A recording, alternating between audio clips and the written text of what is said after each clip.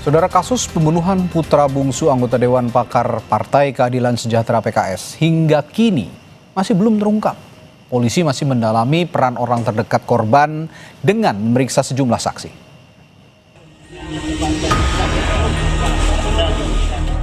Sudah hampir 2 pekan, polisi belum mengungkap tersangka pembunuh anak politisi PKS di sebuah rumah mewah. Dari hasil pemeriksaan saksi dan otopsi, korban tewas karena luka benda tajam di tubuhnya.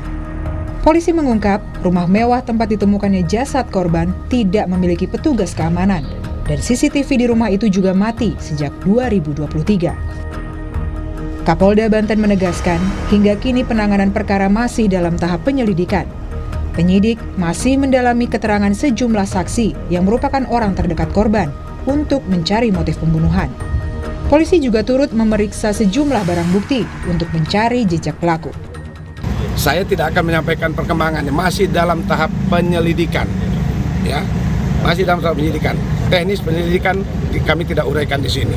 Kasus bakal ditarik ke Polda bagaimana? Siapa? Kasus. Memang sudah ditarik di Polda, gabungan Polda dan Polres Cilegon, yang dipimpin oleh Pak Dirkrim. Ketua timnya Pak Dirkrim. Masih dalam tahap penyelidikan, kita dalami pemeriksaan saksi dan sebagainya. Termasuk kita sudah mendatangkan lapor.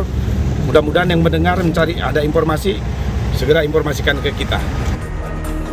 Pakar psikologi forensik Reza Indragiri menyatakan, polisi masih memiliki waktu untuk mengungkap kasus pembunuhan anak politisi PKS ini.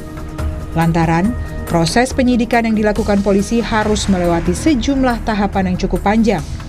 Polisi harus dengan hati-hati menginvestigasi satu persatu barang bukti, terlebih dengan tidak berfungsinya CCTV di lokasi kejadian. Memang keberadaan alat teknologi akan bisa membantu polisi untuk mengumpulkan sekian banyak bukti.